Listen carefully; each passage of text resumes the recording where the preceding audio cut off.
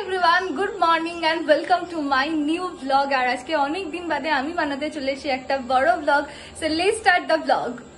তো দাদা এখন যাচ্ছে বাজারে। অনেক সময় আমিও দাদার সাথে বাজারে যাই, অনেক সময় না বেশিরভাগ সময়। তো আজকে আর আমি যাচ্ছি না, কারণ আমার বাড়িতে আজকে বেশ কিছু কাজ আছে। আর তার থেকেও বড় কথা, আমি ঠিক করেছি সকালবেলা করে এখন প্রত্যেক দিন পড়তে বসবো। তো দাদা বেরিয়ে যাওয়ার পর আমি চলে আসলাম দাদার ঘরে, কারণ ওর ঘরের জানলায় দুটো গাছ আছে, একটা মানি প্ল্যান্ট, একটা অ্যালোভেরা গাছ, যেটাতে বেশ কিছুদিন ধরে জল দেওয়া হয়নি। তো ওগুলোতেই আমি এখন জল দিয়ে দেবো, আর মানি প্ল্যান্টটাতে একটু বেশি জল দেবো।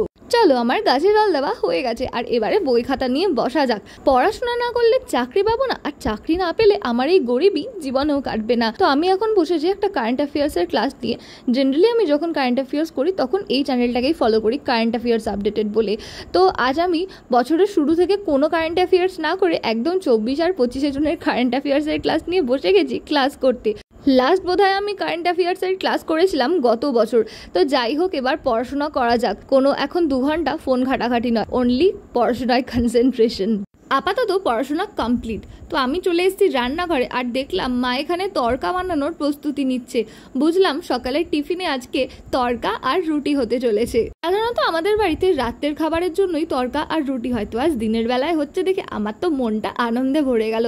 আর তারপর আমি একটু আমও কেটে নিয়ে আসলাম। এবছর আমের প্রতি যে আমার কি লোভ হয়েছে কি বলবো। খাওয়া দাওয়া শেষ করে আমি আর দাদা এখন বেরিয়ে পড়লাম একটু বাজারের দিকে যাব বলে। অ্যাকচুয়ালি ফোনের গ্লাসটা ভেঙে গেছে, শুধু এই ফোনটা না, সাথে আরো 3টে ফোন রয়েছে। তো মোট 4টে ফোন নিয়ে আমরা চললাম ফোনের গ্লাস লাগানোর জন্য।